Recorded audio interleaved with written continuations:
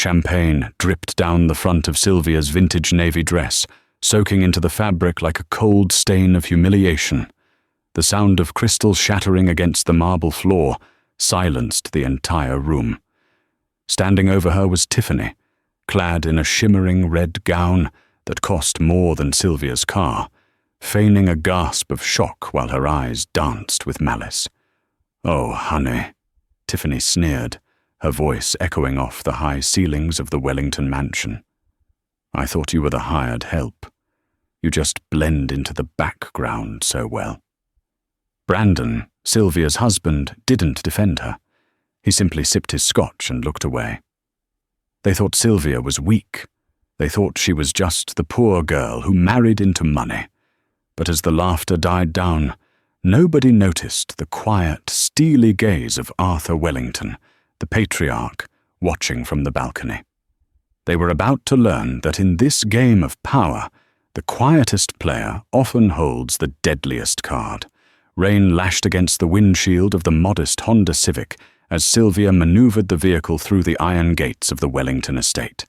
The wipers beat a frantic rhythm, struggling to clear the deluge, much like Sylvia's heart struggled to beat a steady rhythm in her chest. This was not just a Sunday dinner. It was the 70th birthday celebration of Arthur Wellington, a titan of industry and the patriarch of a family that treated kindness as a weakness and silence as submission. Sylvia checked her reflection in the rearview mirror. Her eyes, usually a warm hazel, looked tired. Dark circles were poorly concealed by drugstore concealer. She adjusted the high collar of her navy dress. It was elegant but dated, a piece she had owned for 5 years. In the world of the Wellingtons, wearing a dress from a previous season was a cardinal sin. But wearing one from 5 years ago was practically grounds for divorce. She wasn't worried about the clothes, though. She was worried about who would be there. Parking her car far away from the entrance, tucked behind a row of manicured hedges, so as not to offend the aesthetic of the arriving Bentleys and Mercedes G-Wagons, Sylvia took a deep breath. She grabbed her purse and the small, simply wrapped gift box on the passenger seat. As she walked toward the massive oak double doors, the distinct roar of a Ferrari engine tore through the sound of the rain. Sylvia froze. A sleek, cherry-red Ferrari SF90 Spider screeched to a halt right at the valet stand, spraying gravel onto the pristine pavement. The valet rushed forward with an umbrella, opening the passenger door first. Out stepped a pair of 6-inch Louboutin heels, followed by long, tanned legs. Tiffany. Sylvia felt a cold knot tighten in her stomach. Tiffany was Brandon's executive assistant, a title that fooled absolutely no one, especially not after the tabloids had caught them vacationing in the Maldives 3 months prior, while Sylvia was home nursing Brandon's sick mother. Tiffany smoothed out her dress, a scandalous backless red number that screamed for attention. She tossed her blonde hair back and laughed, a sound that grated on Sylvia's nerves like sandpaper. Then, the driver's side opened. Brandon stepped out. Sylvia's husband looked impeccable in a bespoke tuxedo from Savile Row, his cufflinks glinting under the porch lights. He looked the part of the dutiful son and successful heir, a mask he wore perfectly in public. He walked around the car, not to check on the vehicle, but to offer his arm to Tiffany. Sylvia stood under the overhang of the garage, partially obscured by a stone pillar, watching them. They looked like a power couple. They looked like they belonged on the cover of a magazine. Sylvia felt small. She felt erased. "Babe, did you bring the gift for the old man?" Tiffany asked, her voice carrying over the wind. She didn't call Arthur Mr. Wellington. She called him the old man. "It's in the trunk," Brandon replied, his voice devoid of the irritation he usually reserved for Sylvia. "And keep it down. If my mother sees us walking in holding hands, she'll have a stroke before the appetizers are served." "Let her," Tiffany giggled, linking her arm through his possessively. After tonight, it won't matter anyway. Once he announces the succession plan, you'll be running the company, and we can finally stop pretending that mouse of a wife of yours exists. Sylvia pressed her back against the cold stone pillar, her breath hitching. The succession plan. That was why everyone was tense. Arthur was stepping down as CEO of Wellington Enterprises. Brandon had been grooming himself for this moment for a decade, despite his lackluster performance and risky gambling habits that Sylvia had spent years covering up with her own inheritance. A small fact Brandon conveniently forgot. "Don't worry," Brandon said, patting Tiffany's hand. "Sylvia knows her place. She won't cause a scene. She never does. She's too busy trying to please everyone to realize she's already lost." Tears pricked Sylvia's eyes, hot and angry. She waited until they had swept into the foyer, greeted by the warmth of the chandelier light, before she stepped out from the shadows. The rain had soaked the hem of her dress, making the heavy fabric cling to her ankles. She walked to the door, the small gift box heavy in her hand. It wasn't a Rolex or a set of golf clubs. It was a first edition of Arthur's favorite book, The Count of Monte Cristo, which she had tracked down from a rare book dealer in London, using the last of her savings. It was thoughtful. It was personal. And compared to the flashiness of Tiffany and Brandon, she knew it would look pathetic. The doorman, an older man named Henry, who had always been kind to her, gave her a sympathetic nod as he opened the heavy door. "Good evening, Mrs. Wellington. You look lovely tonight." "Thank you, Henry," Sylvia whispered, forcing a smile that didn't reach her eyes. "But we both know I look like a drowned rat." Henry leaned in slightly. "The lion looks like a cat when it's wet, Ma'am, but it still has claws. Remember that." Sylvia paused, looking at the old man. His eyes were twinkling with a strange intensity. Before she could ask him what he meant, the inner doors opened, and the wall of sound from the party hit her. Laughter, jazz music, and the clinking of glasses. She stepped into the grand foyer. The house was magnificent, a testament to old money and older secrets. The floors were Italian marble, the walls adorned with oil paintings of ancestors who looked down with judgmental stares. Across the room, near the massive fireplace, stood Margaret, her mother-in-law. Margaret was a woman made of ice and pearls. She was holding a martini glass, talking to the wife of a senator. When her eyes landed on Sylvia, her expression didn't change, but the temperature in the room seemed to drop 10 degrees. Sylvia took a step forward, intending to greet her, when a high-pitched voice cut through the air. "Oh, look! She actually showed up!" Tiffany was standing by the bar, holding a flute of champagne, pointing directly at Sylvia. The conversation in the immediate vicinity died down. Guests turned to look. Brandon, standing next to Tiffany, looked annoyed. Not at his mistress for causing a scene, but at his wife for existing in the same space. "I thought you'd stay home and knit, or whatever it is you do while Brandon is out closing deals," Tiffany announced, walking toward Sylvia with a predatory sway in her hips. Sylvia gripped the gift box tighter. "Hello, Tiffany. I see you're here."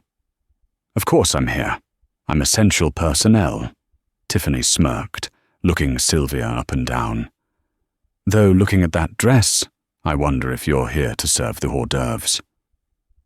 A few people chuckled nervously. Brandon stepped in, but not to help. He placed a hand on Tiffany's waist, staking his claim. "Sylvia," Brandon said, his tone clipped. "You're late, and you're dripping water on the floor. Go find a towel before you ruin the marble." The humiliation burned Sylvia's face. In front of the city's elite, judges, investors, socialites, her husband was treating her like a nuisance. "I'll go dry off," Sylvia said quietly, her voice steady despite the shaking of her hands. She turned toward the staircase, intending to go to the guest bathroom on the second floor. "Make it quick," Brandon called after her, turning his back to resume his conversation with a business rival. "Father wants everyone in the dining hall in 20 minutes for the announcement." As Sylvia climbed the stairs, she felt the eyes of the room on her back. She felt the judgment. But as she reached the landing, she looked down. Arthur Wellington was sitting in his wheelchair near the library entrance, obscured by a large fern. He wasn't mingling. He was watching. He had seen the entire exchange. His face was unreadable, a mask of stone carved by 80 years of hard business. But as Sylvia caught his eye, he didn't look away. He gave a microscopic nod. It wasn't a greeting. It was a signal. Sylvia hurried to the bathroom, locking the door behind her. She leaned against the cold wood, breathing heavily. "She won't cause a scene," Brandon had said. "She's already lost." Sylvia looked at herself in the mirror. The wet hair, the pale face. Then she thought of Henry's words. The lion still has claws. She wasn't just Sylvia, the neglected wife. She was the woman who had secretly managed the household accounts for 5 years. She was the one who noticed the discrepancies in the ledgers that Brandon thought he had hidden. She was the one Arthur called when he couldn't remember the names of his board members after his stroke last year. She dried her face. She fixed her hair. She applied a fresh coat of lipstick, a shade of red that was slightly bolder than her usual nude tone. 20 minutes, she whispered to her reflection. Let's see who is really lost. The dining room of the Wellington mansion was designed to intimidate. A mahogany table that seated 30 people stretched down the center of the room, illuminated by 3 massive crystal chandeliers. The walls were lined with velvet drapes, and the silverware was heavy enough to be used as a weapon. Sylvia entered the room just as the guests were finding their seats. The seating arrangement was always political at these events. Place cards were handwritten in calligraphy, dictating the social hierarchy of the evening. Usually, Sylvia sat at the right hand of her husband, near the head of the table where Arthur and Margaret presided. It was the place of the dutiful wife. However, as she approached the head of the table, she stopped cold. There, sitting in the chair next to Brandon, her chair, was Tiffany. Tiffany was leaning in close to Brandon, whispering something that made him laugh. The place card in front of her read, Tiffany Miller. Sylvia scanned the table, confusion clouding her mind. Had there been a mistake? "Excuse me," Sylvia said, her voice cutting through the ambient chatter. She stood behind Tiffany's chair. "I believe you're in my seat." Tiffany turned, feigning surprise. She blinked her false eyelashes rapidly. "Oh, Sylvia, I didn't see you there. Brandon said you were probably going to eat in the kitchen with the staff since you weren't feeling well. Besides, we have business to discuss during dinner. You understand, right?" The audacity was breathtaking. Sylvia looked at Brandon. Brandon? Brandon didn't even look up from his appetizer. "Just find another seat, Sylvia. Don't make a fuss. Tiffany and I need to go over the press release for tomorrow. It's important." "I am your wife," Sylvia said, her voice rising slightly. "This is a family dinner." "And Tiffany is practically family," Margaret's voice rang out from the head of the table. Sylvia's mother-in-law adjusted her pearl necklace, looking at Sylvia with disdain. She's been doing so much for the company. Unlike some people who just exist, there's an empty spot down at the end, near the kitchen doors. Sit there. The end of the table. The spot reserved for distant cousins or last-minute additions. It was a public demotion. It was a statement to everyone in the room. Sylvia is on her way out. A hush fell over the nearby guests. They were watching waiting to see if the doormat would finally speak up. Sylvia looked at Tiffany's smug grin. She looked at Brandon's indifference. She looked at Margaret's coldness. She took a deep breath. Arguing now would only make her look hysterical. That's what they wanted. They wanted the crazy, jealous wife. "Fine," Sylvia said, her voice cool and detached. "If business is that important." She walked the length of the long table, the click of her heels echoing in the silence. She sat in the empty chair at the very end, next to a swinging door that let out a draught of kitchen air every time a server passed through. Next to her was Arthur's empty wheelchair. The patriarch had been helped into the main chair at the head of the table, 30 feet away. The dinner service began. It was an elaborate 5-course meal, featuring truffles, caviar, and aged steaks. But to Sylvia, it tasted like ash. Throughout the meal, she watched. She watched Tiffany charm the investors sitting nearby. She watched Brandon accept congratulations for business successes that Sylvia knew he hadn't achieved. I have to say, a man named Mr. Henderson, a major shareholder, boomed from the middle of the table. "The turnaround in the logistics division last quarter was brilliant, Brandon. Cutting those shipping costs saved us millions. Whose idea was that?" Brandon puffed out his chest. "Well, you know, I had to make some tough calls. It required a strategic overhaul of the supply chain." "It was brilliant," Tiffany chimed in, resting her hand on Brandon's arm. "He worked nights for weeks on that." Sylvia gripped her fork until her knuckles turned white. That was her idea. She had spent 3 weeks analyzing the shipping routes on her laptop at the kitchen table while Brandon was out partying. She had written the proposal. She had even typed up the email for him to send. She wanted to scream. She wanted to stand up and flip the table. Suddenly, a glass chimed. Arthur Wellington, frail but commanding, tapped his spoon against his wine glass. The room fell instantly silent. The servers froze in place. Arthur struggled to stand, waving away the help of his nurse. He leaned heavily on the table, his eyes scanning the room. He looked older than 70. His skin was papery, his hands shaking slightly. But his eyes, those grey, piercing Wellington eyes, were sharp. "Thank you all for coming," Arthur rasped. His voice was weak, requiring a microphone that had been placed in front of him. 70 years. It's a long time. I've built this company from a single warehouse to a global empire." Murmurs of agreement and applause rippled through the room. "But," Arthur continued, raising a hand, "an empire cannot stand without a strong leader, and I am tired." Brandon straightened up, buttoning his jacket. He shot a wink at Tiffany. This was it.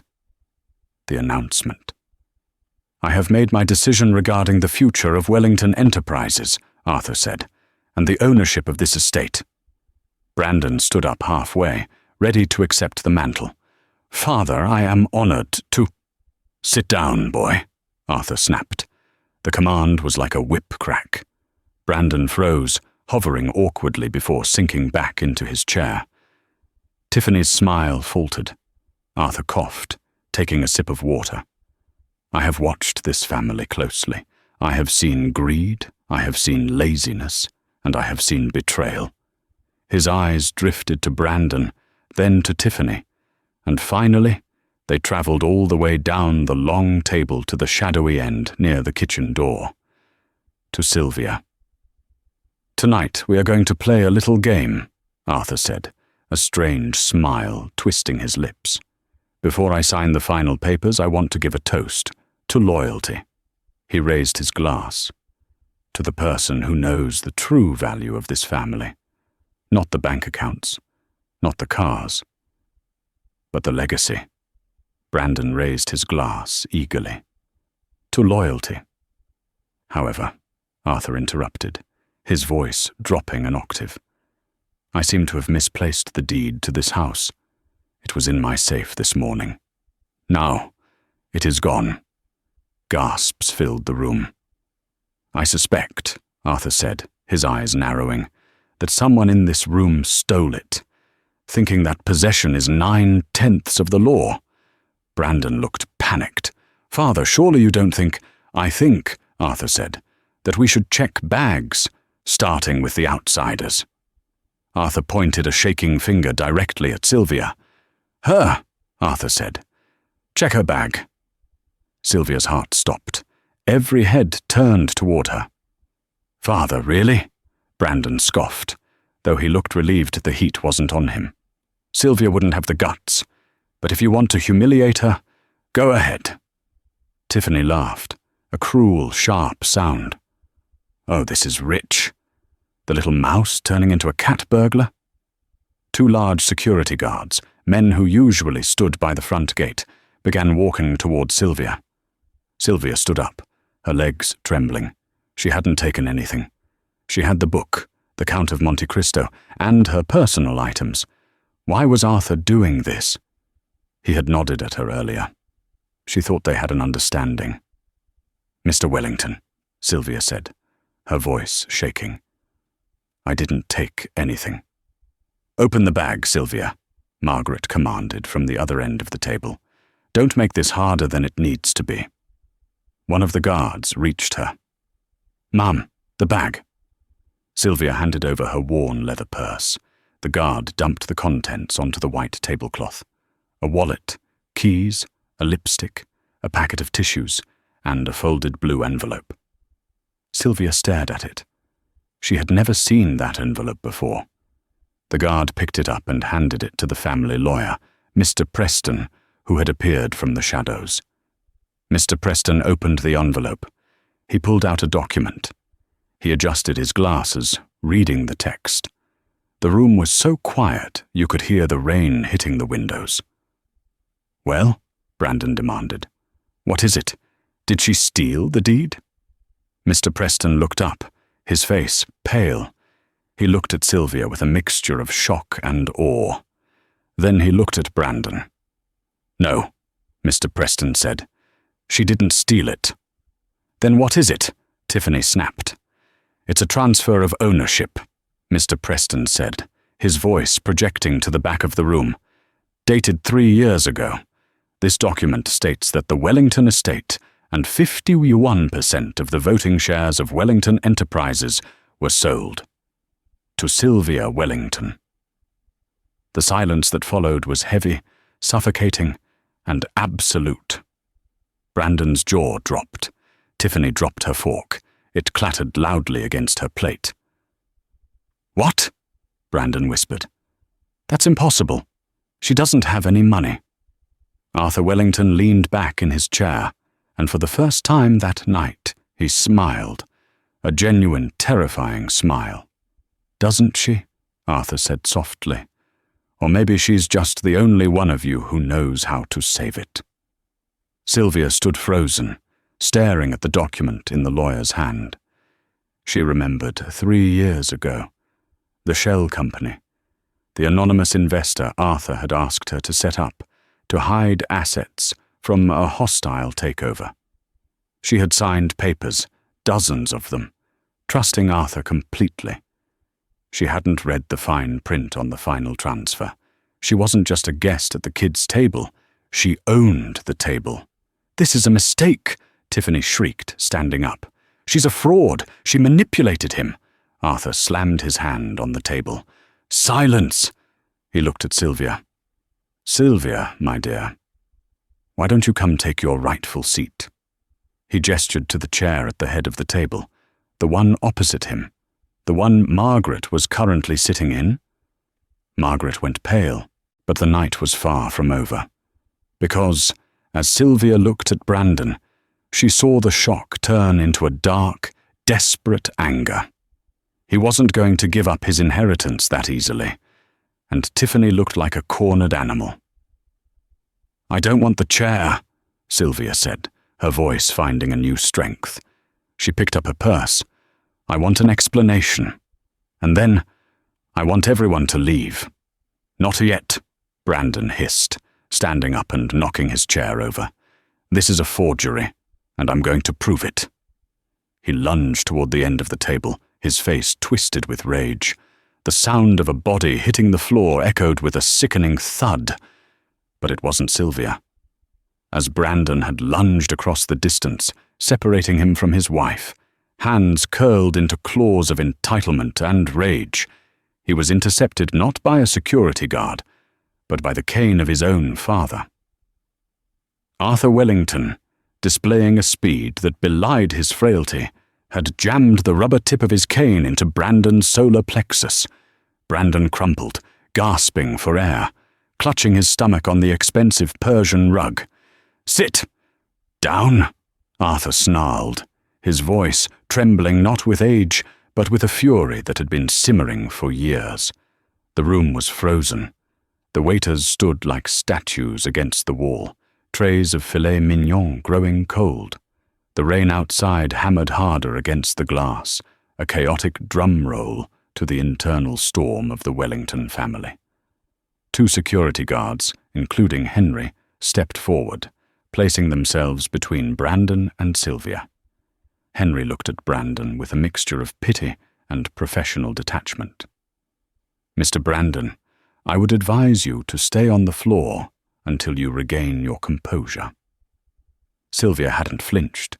She stood near the kitchen door, clutching the document Mr. Preston had handed her. Her mind was racing back to 3 years ago. She remembered the day Arthur had called her into his study. It had been a Tuesday, raining much like tonight. He had told her he was restructuring his assets to protect them from market volatility and needed a trustee he could trust absolutely, someone who wanted nothing for themselves. She had signed the papers without reading the valuation. She thought she was signing as a caretaker, a temporary guardian for a shell company named Aurora Holdings. She didn't know Aurora Holdings was the parent company that held the deed to the estate and the controlling stake in the family empire.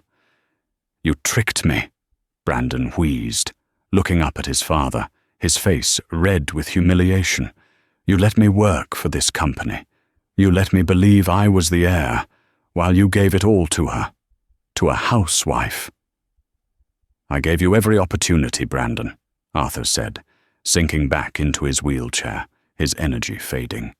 "For 10 years I gave you the best education, the best mentors, the best positions. And what did you do? You treated the staff like dirt. You gambled away your quarterly bonuses. And you brought your mistress," he gestured a withered hand toward Tiffany, "into my home, on my birthday, to disrespect the woman who has held your life together." Tiffany, realizing the tide had turned violently against her, tried to salvage the situation. She smoothed her red dress and took a tentative step toward Arthur. "Arthur." "Mr. Wellington," she began, her voice dropping into a sultry, persuasive register. "I think emotions are running high. Brandon has been under so much stress managing the merger. And Sylvia, well, Sylvia is a sweet girl, but she doesn't know the first thing about running a conglomerate. The stock price will tank the moment the market finds out a former receptionist is holding the majority share. You have to think about the shareholders." She gestured to the room full of investors, playing to their greed. A few of them nodded slowly. They didn't care about family drama. They cared about their dividends. Sylvia saw the doubt in the room. She saw the sneer returning to Margaret's face. Margaret, who had been silent, finally spoke up. "Tiffany is right, Arthur," Margaret said, her voice icy. "This is a cruel joke. Sylvia can't own the house. Where would I live? This is my house." "Actually," Mr. Preston, the lawyer, interjected, adjusting his spectacles. "Technically, Mrs. Margaret, under the terms of the prenuptial agreement you signed 40 years ago, and the current deed transfer, you are a guest of the owner, which is Sylvia." All eyes turned to Sylvia. She felt the weight of it, the power. For 5 years, she had been invisible. She had been the one who remembered birthdays, who organized the galas, who sobered Brandon up before board meetings, who balanced the household budget when Margaret overspent on jewelry. She knew the cost of the milk in the fridge, and she knew the overhead costs of the Wellington factories in Ohio because she proofread Brandon's reports. She looked at Brandon, who was slowly getting to his feet, eyes burning with hatred. She looked at Tiffany, who looked like a snake, calculating its next strike. Sylvia walked forward. She didn't walk like a mouse anymore. She walked to the empty chair at the head of the table, the one Arthur had offered her. She didn't sit. She stood behind it, placing her hands on the mahogany wood. "I may not have an MBA, Tiffany," Sylvia said, her voice clear and resonant. "But I know that last quarter, the merger Brandon was stressed about was actually a cover for a $3 million loss in the Asian markets that he tried to hide in the R&D budget." Brandon froze. "How did you—" "I read your emails, Brandon," Sylvia lied smoothly. She hadn't read his emails. She had simply noticed the discrepancies in the bank statements he left lying around and did the math. "And I know that you, Tiffany, are on the payroll as a strategic consultant for $200,000 a year. Yet there isn't a single documented report filed by you in the company server." The investors in the room began to whisper. This wasn't just family drama anymore. This was corporate malfeasance. "That's embezzlement," Mr. Henderson, the shareholder who had praised Brandon earlier, muttered. He looked at Brandon with new eyes. "Is that true?" "Of course not," Brandon shouted, panic cracking his voice. "She's lying. She's crazy." "Mr. Preston," Sylvia said, looking at the lawyer, "does the majority shareholder have the right to call for an immediate emergency audit of the executive accounts?" Mr. Preston smiled, a thin, sharp smile. "Yes, Mrs. Wellington, she certainly does." "Then I am calling for it," Sylvia said. "Effective immediately. Pending the results, I am placing Brandon on administrative leave." "You can't fire me," Brandon screamed, lunging forward again, but this time Henry blocked him with a massive arm. "I am the CEO." "Acting CEO," Arthur corrected softly, "and the acting CEO serves at the pleasure of the board, and the board answers to the majority shareholder." Arthur looked at Sylvia with pride. This was the test. He hadn't just given her the money to see if she would run with it. He gave it to her to see if she would lead with it. And she was leading. "Now," Sylvia said, looking at the cooling dinner plates, "I think this dinner is over. Brandon, Tiffany, I'd like you to leave." "This is my house," Brandon roared. Sylvia picked up the blue envelope. "Not anymore. Get out, or I will have Henry remove you for trespassing." The humiliation was total. Brandon looked around the room for an ally, but everyone, even his mother, was looking at the floor or at Sylvia. Power attracts people like moths to a flame, and the flame had moved. But Tiffany wasn't done. She had one card left to play, a card she had been saving for a moment of desperation. She let out a sudden, sharp sob. She grabbed the edge of the table, swaying as if faint. I can't believe you would do this," Tiffany cried, looking at Brandon with wide, tear-filled eyes. "Especially now, with the baby." The room went silent again. Brandon blinked. "Baby?" Tiffany placed a hand on her flat stomach. "I'm pregnant, Brandon. We're going to have a son." The word pregnant hung in the air like toxic smoke. It was the ultimate trump card in a dynastic family like the Wellingtons. An heir, a grandson. It was the one thing Sylvia had never been able to give Brandon, not for lack of trying, but because Brandon was rarely home, and when he was distant. Margaret, who had been looking at the floor, snapped her head up. Her eyes lit up with a desperate hope. If Tiffany was carrying a Wellington heir, That changed the calculus. A grandchild could challenge the trust. A grandchild secured the lineage. "A baby?" Margaret breathed, stepping toward Tiffany. "Are you sure?" "Yes," Tiffany sniffled, wiping away a tear that Sylvia was 90% sure was fake. "I found out last week. I wanted to announce it tonight as a birthday gift for Arthur. A new generation." She looked at Arthur, pleading with her eyes. "Please, Arthur. You can't throw your own grandchild out into the street. You can't let her—" She pointed a trembling finger at Sylvia. "Take the inheritance away from your own flesh and blood." Brandon looked stunned, then smug. A slow grin spread across his face. He wrapped an arm around Tiffany. "You see, Father? You see, Sylvia? This is destiny. You can't fight blood." He looked at Sylvia with renewed confidence. "You might have the paper, Sylvia, but I have the legacy. No judge will uphold a transfer that disinherits an unborn child. We'll tie this up in court for years. You'll be bankrupt before the baby is born." Sylvia felt a cold wave of nausea. She looked at Tiffany's stomach. It was a brilliant play. If it was true, Arthur would soften. He was a traditionalist. He wanted the Wellington name to survive. Arthur looked conflicted. His hand gripped his cane tightly. He looked at Sylvia, his eyes apologetic. "Sylvia." The room seemed to tilt. The investors were murmuring again, sympathetic to the expectant mother. Sylvia felt her newfound power slipping through her fingers like sand. But then she looked at Tiffany's champagne glass. It was empty. Sylvia's eyes narrowed. She scanned the table. Tiffany had been drinking all night. She had downed a flute of champagne in the foyer. She had been drinking wine with dinner. "That's wonderful news, Tiffany," Sylvia said, her voice dropping to a dangerous calm. She stepped away from the head of the table and walked slowly toward the couple. "You don't sound happy," Brandon sneered. "Jealous." "Curious," Sylvia corrected. She reached out and picked up Tiffany's empty wine glass from the table. She held it up to the light. A trace of expensive Bordeaux stained the rim.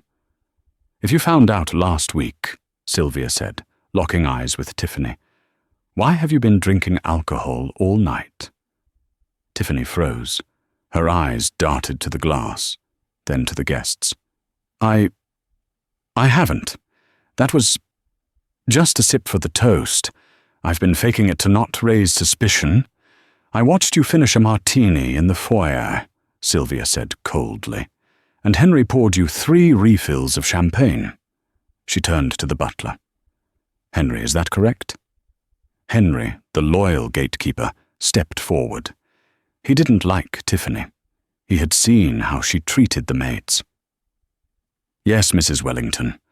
Miss Miller has consumed approximately 4 units of alcohol this evening." The room gasped. "Maybe she's just a bad mother," Brandon defended, though he looked uncertain now. "She's stressed." "Or," Sylvia said, stepping closer, "she's lying. Just like she lied about the shipping logistics. Just like she lied about loving you." "How dare you!" Tiffany shrieked, the faint act vanishing instantly. "You're just a barren, bitter shrew." "We can settle this easily," Sylvia said, turning to Mr. Preston. "Mr. Preston, does the family retain Dr. Orris on a 24-hour retainer?" "We do," the lawyer confirmed. "He lives in the guest cottage on the estate." "Call him," Sylvia ordered. "If Tiffany is carrying an heir to the Wellington estate, her health is of the utmost importance. We need an immediate checkup. Tonight. Right now." Tiffany's face went pale. Genuine fear replaced the fake tears. I don't need a doctor. I need to go home and rest. You're stressing the baby." "If you leave now," Arthur's voice cut in, "you forfeit any claim to support. If you are pregnant with my grandson, you will stay and be examined. If you are lying—" Arthur left the threat hanging. Brandon looked at Tiffany. He saw the sweat on her brow. He saw the way she was backing toward the door. The realization hit him. "Tiffany?" Brandon asked, his voice low. "Are you pregnant?" Tiffany bit her lip. She looked at the door, then at Brandon, then at the billionaire patriarch. The walls were closing in. I might be. I'm late, but I don't need a test right now." "You're lying," Brandon whispered. The betrayal in his eyes was absolute. He had stood up to his father for her. He had humiliated his wife for her. And she was playing him. "She's not just lying about the baby," Sylvia said, deciding to drop the second bomb she had been holding. "She's lying about who she works for." Sylvia pulled her phone out of her purse. "Mr. Henderson, you asked about the logistics losses. I did some digging while I was knitting at home. Tiffany Miller isn't just an executive assistant. Before she came to Wellington Enterprises, she was an intern at Carter Corp.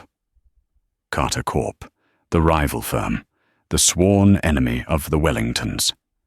I checked her LinkedIn," Sylvia continued. She scrubbed it, but the cached pages are still there. And curiously, every time we lose a bid to Carter Corp, Tiffany has been in the strategy meeting the day before. The silence in the room was different now. It wasn't the silence of awkward family drama. It was the silence of a corporate execution. Brandon stepped away from Tiffany, as if she were radioactive. You're a spy?" Tiffany's face twisted into a snarl. The mask was gone. "Oh, grow up, Brandon. You think I'm with you for your personality? You're a man-child who needs his daddy's money to buy a cup of coffee. Carter offered me a real commission. You were just the easiest way in." Brandon looked like he had been shot. Sylvia watched him. She should have felt satisfied. This was the woman who had tormented her. This was the husband who had betrayed her. But she just felt tired. "Henry," Sylvia said softly, "please escort Miss Miller off the property and ensure her bag is checked for any corporate flash drives before she leaves." "With pleasure, ma'am," Henry said. He signaled 2 guards. They took Tiffany by the arms. "You'll regret this," Tiffany screamed as she was dragged toward the heavy oak doors. "Carter will bury this company. You're all dinosaurs. Rot in hell." The doors slammed shut, cutting off her screeching. The room was quiet. Only Brandon, Sylvia, Arthur, Margaret, and the stunned guests remained. Brandon stood alone in the center of the room. His tuxedo was rumpled, his face ashen. He had lost his mistress, his dignity, and his inheritance in the span of an hour. He turned slowly to Sylvia. His eyes were pleading. "Sylvia, I didn't know. You have to believe me. I was used." Sylvia looked at him. "I know you were, Brandon, because you are weak. But we can fix this," Brandon said, taking a step toward her. "You and me, we can sue her. We can get the money back. I'm still your husband. We're a team, right?" He reached for her hand. Sylvia didn't pull away immediately. She let him touch her hand. His palm was clammy. "A team?" she repeated. "A team is when 2 people support each other. You haven't supported me in 5 years. You've bullied me. You've ignored me. And you let that woman ridicule me in my own home." She pulled her hand away. "There is no team, Brandon. There is just me and you. You have a very large debt to pay." "What debt?" Brandon asked nervously. "We need to talk," Sylvia said. "In the library. Alone. Now." The library smelled of old paper, leather, and cigar smoke. It was a masculine room, Arthur's sanctuary.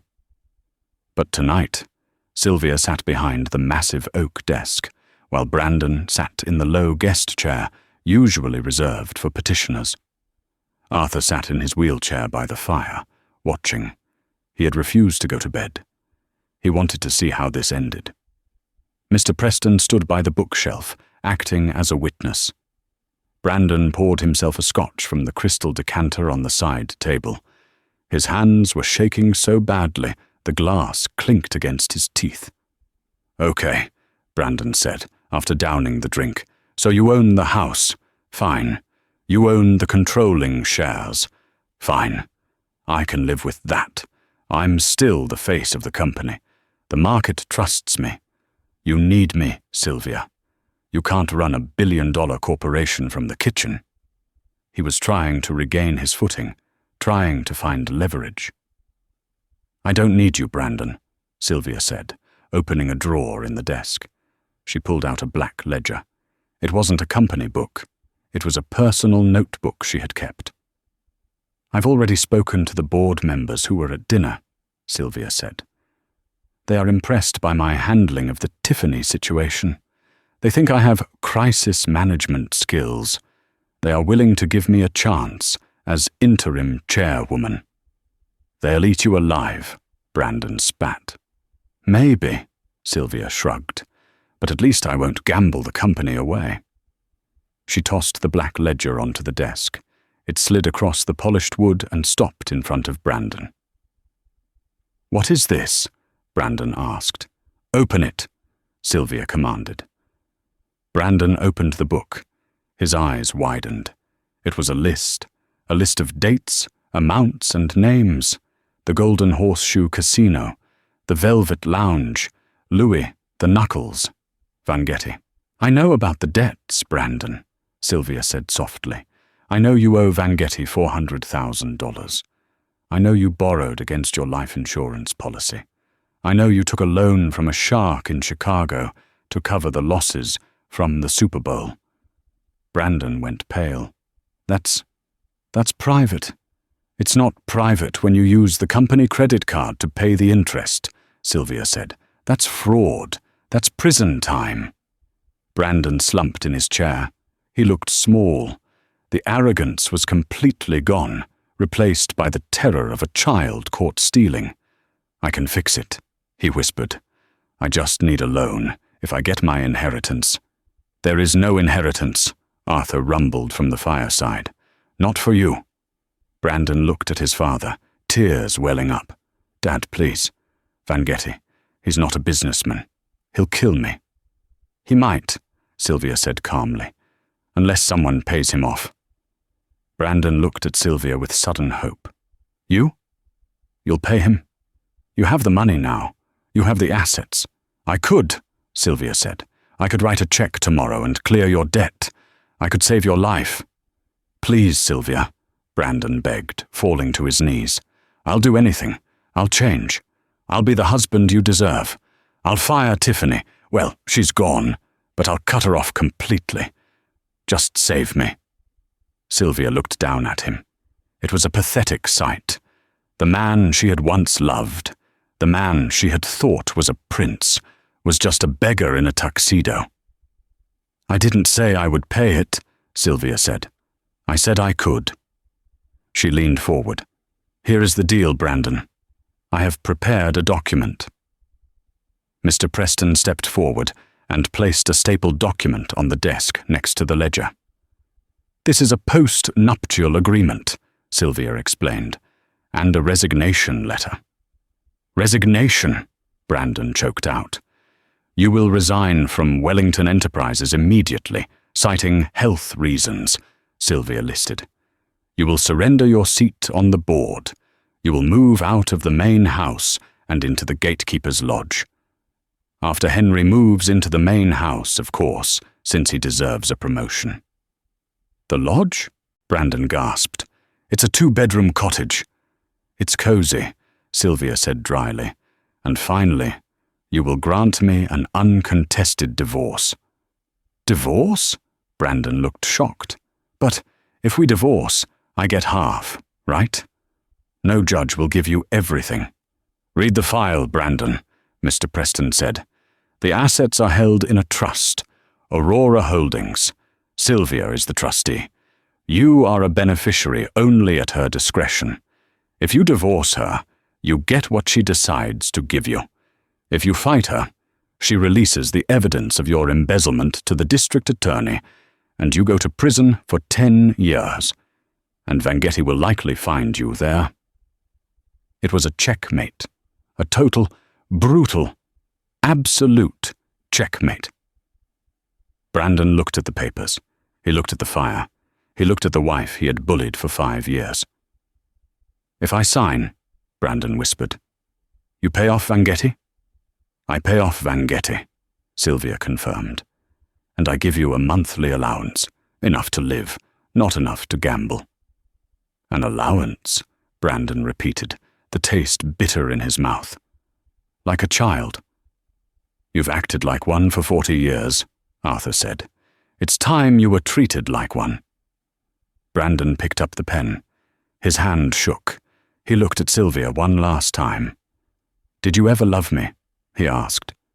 Sylvia looked at him, her eyes sad but dry. "I loved the man I thought you were, Brandon. I loved the potential, but that man never existed. You were just a suit filled with hot air and cruelty." She pointed to the signature line. "Sign." Brandon signed. As he put the pen down, he looked like a ghost. He stood up, stripped of his power, his money, and his wife. "Get out of my sight," Sylvia said. Brandon turned and walked out of the library, disappearing into the shadows of the hallway. Sylvia let out a long breath, slumping slightly in the chair. The adrenaline was fading, leaving her exhausted. "Well done," Arthur said softly. "The company is safe. The family, what's left of it, is safe."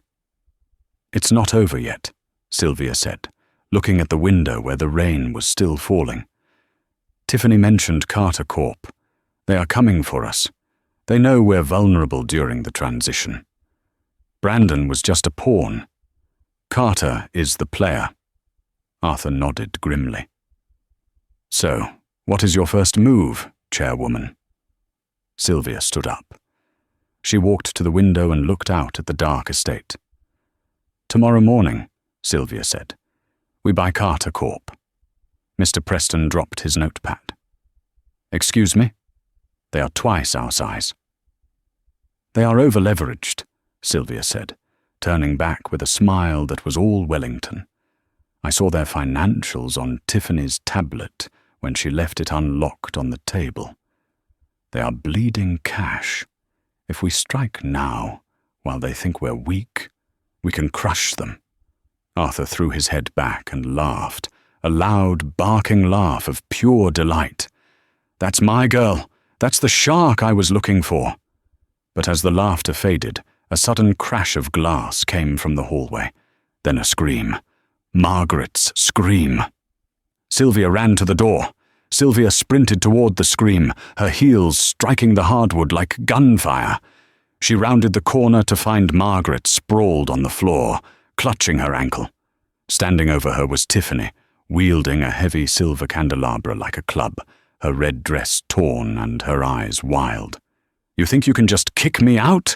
Tiffany shrieked, swinging the weapon to keep Sylvia at bay. "I spent 2 years on this. Where is the drive?" "What drive?"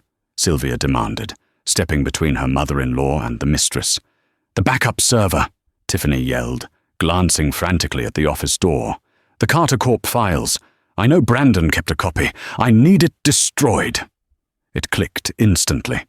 Tiffany wasn't just worried about being fired, she was terrified of prison. If those files proved she had been engaging in corporate espionage, she was facing federal charges. "You're too late," Sylvia lied, her voice steel. "I already sent the files to the cloud. Mr. Preston has everything." "Liar!" Tiffany lunged. Sylvia didn't flinch. Years of navigating this toxic family had sharpened her reflexes. She sidestepped the clumsy swing and shoved Tiffany with 5 years of pent-up frustration. Tiffany stumbled back, crashing into a pedestal table just as Henry barreled into the room. The large butler pinned her wrists behind her back with professional efficiency. "Let me go!" Tiffany wailed as Henry secured her. Sylvia knelt beside Margaret. "Are you okay?" Margaret looked from the handcuffed mistress, the woman she had championed, to the wife she had tormented. Shame colored her pale cheeks. "I thought she was the one," Margaret whispered, her voice breaking. "I'm sorry, Sylvia. About the dress. About everything." "She was a shark, Margaret," Sylvia said softly, helping her sit up. "And sharks eat everyone." As sirens wailed in the distance, Brandon emerged from the shadows. He had seen it all. His mistress attacking his mother, his wife defending her. He slid down the wall to the floor, burying his face in his hands, utterly destroyed. Sylvia didn't stop to comfort him. She walked back to the library where Arthur waited. "Is everyone safe?" Arthur asked. "Yes," Sylvia said, picking up the phone. "I'm calling the brokers in Tokyo." "Tokyo?" "We're buying Carter Corp," Sylvia said, her eyes hard. Tiffany was desperate to destroy those files because they prove Victor Carter has been manipulating the market. "I'm going to short his stock before the news breaks, and then buy his company for pennies on the dollar." Arthur smiled, the look of a man who could finally rest. "Go get them, Tiger." The boardroom was a shark tank, but Sylvia swept in wearing a tailored black suit, Henry at her flank. She didn't wait for permission. She stood at the head of the table, commanding the room with a silence that terrified the 12 men seated there. "Gentlemen," she announced, "Brandon has resigned. I am your interim CEO." Mr. Gower, a heavy-set skeptic, scoffed. "With respect, Mrs. Wellington, this isn't a charity gala. Our stock is down 4% on rumors alone. Do you plan to fix this by baking cookies?" "It will be up 15% by closing," Sylvia replied coldly. She snapped her fingers, and Henry slid a folder to Gower. "Open it." As Gower read, his face drained of color. "This morning," Sylvia declared, addressing the room, "I released evidence provided by Tiffany Miller proving Victor Carter's insider trading. Carter Corp stock crashed 40% at the open. Using Brandon's liquidated slush fund, I bought the dip. As of 9 a.m., we own our biggest competitor." The room went deathly silent. She hadn't just saved the company, she had doubled their market share in 6 hours. Sylvia finally took her seat. "Now, Mr. Gower, unless you have more sexist comments, we are moving to item 2, cleaning house." Gower swallowed hard, closing the folder. "No comments, Madam Chairwoman." The meeting was a strategic execution. Sylvia fired 3 complicit executives and restructured the debt without blinking. When she finally exited the building, paparazzi swarmed the steps like locusts. "Mrs. Wellington, who is running the company?" a reporter shouted. Sylvia paused at the limousine door, adjusting her sunglasses. "New management," she said into the microphones. "The trash has been taken out." She slid into the back seat where Arthur waited. He held up a tablet. The stock was up 18%. "Not bad for a Sunday driver," he chuckled. Sylvia leaned back, a small, victorious smile touching her lips. "I'm just getting started." 6 months later, the golden light of autumn bathed the Wellington estate. In the garden, Arthur sat in his wheelchair, frail but peaceful, watching the leaves fall. Beside him, Sylvia reviewed a company report. "How is he?" Arthur asked, his voice barely a whisper. Sylvia looked toward the gatehouse. Brandon was there, mowing the lawn in jeans and a t-shirt. He looked older, stripped of his arrogance. He was a junior archivist now, earning his keep and living in the small cottage, part of the deal to stay in the trust. Inside the main house, Margaret was quietly organizing a charity luncheon, terrified to make a move without Sylvia's approval. Tiffany was gone, awaiting trial in a cell, mutually destroying Victor Carter in court. "He's adjusting," Sylvia replied. "He's safe, as long as he stays off the poker tables." "I worried the power would change you," Arthur admitted, squeezing her hand weakly. "It did," Sylvia said, gazing at the mansion that once intimidated her. "I'm not the same woman who walked in here in the rain. I'm the one who protects this family now." Arthur smiled, closing his eyes. "Read to me, like you used to." Sylvia picked up the Count of Monte Cristo and turned to the final page. "Until the day when God shall deign to reveal the future, all human wisdom is summed up in these 2 words, wait and hope." Arthur drifted to sleep. Sylvia stood, looking out over the city skyline where her towers rose. She wasn't waiting anymore. She had won. What a journey for Sylvia. From being humiliated at a dinner table to commanding the boardroom and owning the very mansion where she was mocked. It just goes to show that silence isn't always weakness. Sometimes it's just the calm before the storm. Sylvia proved that true power isn't about being the loudest voice in the room, but about holding the right cards and playing them at the perfect moment. If you enjoyed this story of karma, betrayal, and ultimate justice, please give this video a like. It really helps the channel grow. And if you want to hear more stories about underdogs taking back their power, make sure to hit that subscribe button and ring the notification bell so you never miss an upload. What would you have done if you were in Sylvia's shoes? Would you have forgiven Brandon or kicked him out completely? Let me know in the comments below. Thanks for watching, and I'll see you in the next story.